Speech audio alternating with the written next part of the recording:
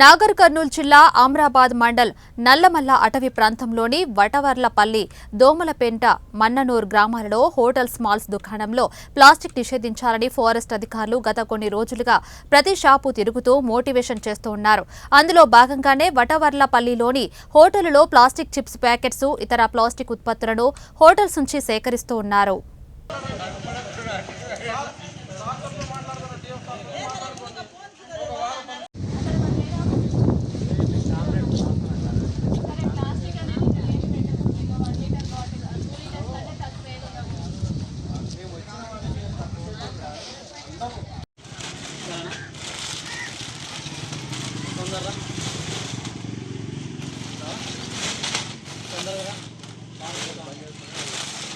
అందరం పోదాం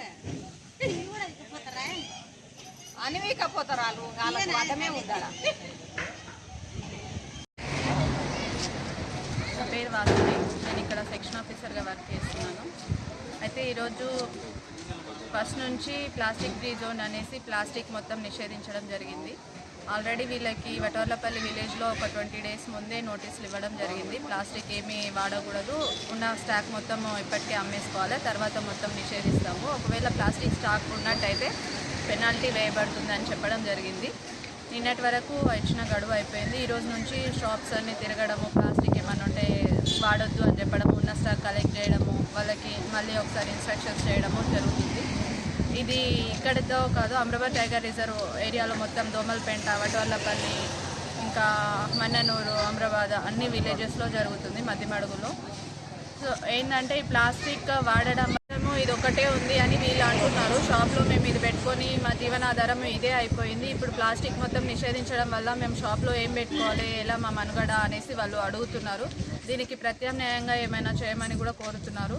ఇక దానికోసం వాళ్ళు ఇంట్లో కానీ ఏమైనా తయారు చేసి డబ్బాలలో స్టాక్ పెట్టుకొని అమ్మడము అట్లాంటివి, లేదంటే అడవి నుంచి ఏదైనా అట్లాంటివి కలెక్ట్ చేసుకొని అమ్మడము, పర్మిషన్ తీసుకొని అమ్ముకోవడము అలాంటివి చేయొచ్చు. ఇంకా దీనికి ప్రత్యామ్నాయంగా ఏమైనా కావాలి అంటే గవర్నమెంట్ నుంచి ఏదైనా సహాయం ఉంటుందేమో, వాళ్ళు ఒకసారి వెళ్ళి పర్మిషన్ తీసుకుంటే బాగుంటుంది. మాకు వచ్చిన ఆర్డర్స్ ప్రకారం అయితే ఇక్కడ ప్లాస్టిక్ ఏమి ఉన్నా కూడా మేము పెనాల్టీ వేయడము, లేదంటే దాన్ని కలెక్ట్ చేయడము జరుగుతుంది.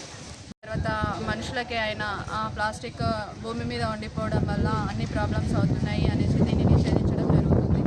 ఇది గవర్నమెంట్ నుంచి వచ్చిన ఆర్డరే కాబట్టి అందరూ దీనికోసం సహకరించగలరని కోరుకుంటున్నాను.